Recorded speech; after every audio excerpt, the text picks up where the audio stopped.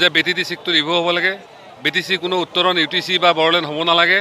লগতে তাত যিবিলাক হত্যা হিংসা হ'ল সেই মানুহবিলাক কম্পেনচেশ্যনবিলাক পাবলৈ আপোনালোকে দেখিছে যে 86, 96, 98 বা আদি কৰি বিষয়বিলাকত কিমান লাখ লাখ পৰিয়াল মানে উচ্ছেদিত হৈছিল।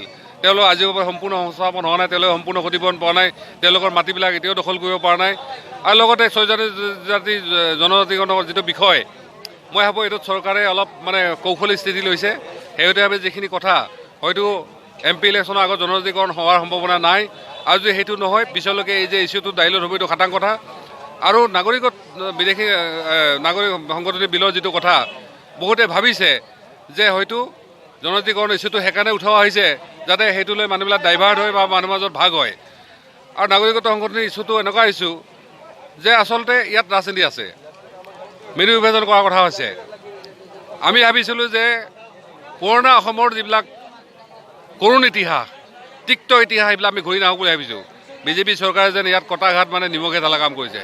মই এতিয়াও আহ্বান আছে তেওঁলোকে অসমৰ ৰাইজৰ কথা বুজক, আৰু বিশেষকৈ আমাৰ যিসকল বঙালী হিন্দু সম্প্ৰদায়ৰ আমাৰ সাধাৰণ নুবুজা ৰাইজ আছে তেওঁলোকৰ অনুৰোধ, তেওঁলোকে অসমীয়া মহাজাতি গঠনত তেওঁলোকৰ যিটো ভূমিকা কোনেও স্বীকাৰ নকৰে, যে আমি অসমত থাকি অসমৰ কথাই কিন্তু আমি সকলোৱে চিন্তা কৰিব লাগিব, সেইটো কিন্তু তাত কোনো দ্বিমত নাই।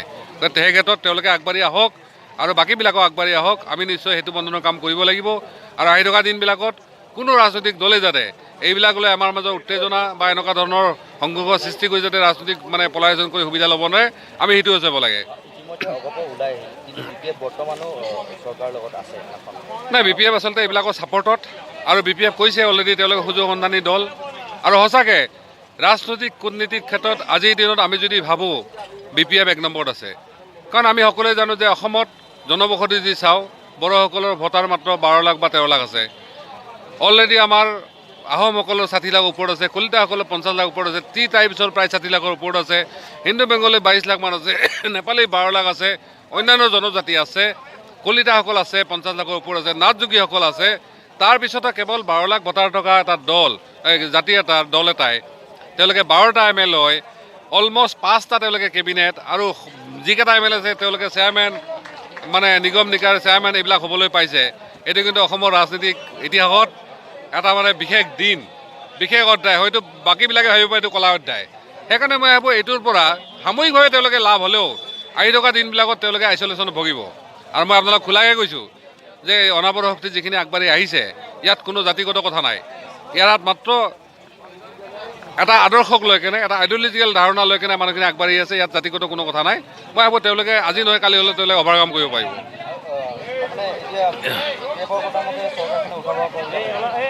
নিশ্চিত হয়, সেইকাৰণে কৈছোঁ যে এইটো অসমৰ ৰাজনীতিৰ ক্ষেত্ৰত বা অসমৰ সমাজ জীৱনৰ কাৰণে কোনো ভাল লক্ষণ নহয়। কাৰণ তেওঁলোকে কেতিয়াও ইণ্টিগ্ৰিটি নিবিচাৰে। তেওঁলোকে সদায় বড়োলেণ্ডৰ কথাই ভাবে, তেওঁলোকে সদায় বড়োসকলৰ উন্নয়নৰ কথাই ভাবে। আৰু যদি তেওঁলোকে এইটো কিবা থাকিলেহেঁতেন তেতিয়াহ'লে তেওঁলোকে নিশ্চিতভাৱে 2014 চনত মই আহিছিলোঁ, 3 চনৰ পৰা 14 চনলৈকে 11 বছৰ পাইছিল তেওঁলোকে। তাৰ আগতো BSc আছিল। তেওঁলোকে এই মানুহখিনিৰ অভাৱ অভিযোগখিনি তেওঁলোকে নিশ্চয় মুখীমুখি কৰিব পাৰিলেহেঁতেন। শেহতীয়াভাৱে BTCত যিবিলাক মণ্ডল আছে, BTCত মণ্ডল নাছিলে চিৰাং আৰু কোকৰাঝাৰত, তাত মানে এনেকুৱা কথা ওলাইছে BTCয়ে তেওঁলোকক মানে নিয়োগ কৰিব। কিন্তু ৰাইজে কোৱা মতে তাত বড়োসকলৰ যিবিলাক মণ্ডল আছে তেওঁলোকে নিয়োগ কৰিবলৈ ওলাইছে। অলৰেডি বিভিন্ন চাকৰি বাকৰি এই কথাটো হৈ গৈছে। কেৰাণীৰ পৰা পিয়নৰ পৰা চকীদাৰলৈকে যিমানবিলাক 3rd grade 4th grade officer ওলাইছে, ইভেন ডাঙৰ ডাঙৰ যিবিলাক চাকৰি ওলাইছে তাতে বহুত ঘটলা হৈছে বুলি আমাৰ ওচৰত অভিযোগ আহিছে। মই সেইকাৰণে বাৰ বাৰ কৈছোঁ যে CBIৰ জৰিয়তে যদি BTCৰ সমগ্ৰ বিষয়বিলাক স্কেণ্ডেলবিলাক তদন্ত কৰা হয়, মই ভাবোঁ আজি যিসকলে দিল্লী দিছপুৰৰ মানে মজনত কপাই আছে তেওঁলোক কিন্তু এটা সময়ত জেলত থাকিব।